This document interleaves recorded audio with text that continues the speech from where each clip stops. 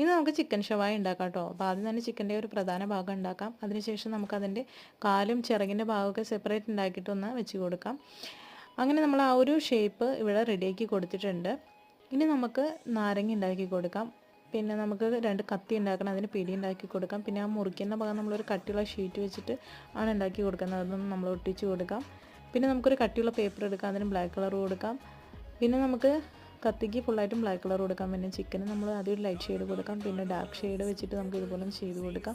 പിന്നെ നമ്മൾ അതിലൊരു മസാല പരണ്ടിരിക്കുന്ന പോലെ നമ്മൾ ഇതുപോലെ ഒന്ന് ടാൽക്കം പൗഡറിൽ കളർ മിക്സ് ചെയ്തിട്ട് ചെയ്ത് കൊടുക്കാം കേട്ടോ.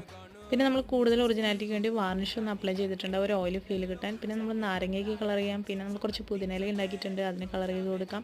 പിന്നെ നമുക്ക് കത്തിക്ക് ഒരു സിൽവർ കളർ മുകൾ ഭാഗത്തായിട്ട് കൊടുക്കാം. ഇനി നമുക്ക് ഇതെല്ലാം ഈ ബോർഡിനകത്ത് വെച്ചിട്ടൊന്ന് അറേഞ്ച് ചെയ്തിട്ട് കണ്ടു നോക്കാം കേട്ടോ. അങ്ങനെ നമ്മുടെ വർക്ക് ഇവിടെ സെറ്റ് ആയിട്ടുണ്ട്. അപ്പോൾ ഇതിൻ്റെ ഡീറ്റെയിൽ വീഡിയോ നമ്മുടെ ചാനലിൽ പോസ്റ്റ് ചെയ്തിട്ടുണ്ട് കേട്ടോ. അപ്പോൾ ഒന്ന് കണ്ട് സപ്പോർട്ട് ചെയ്യണേ.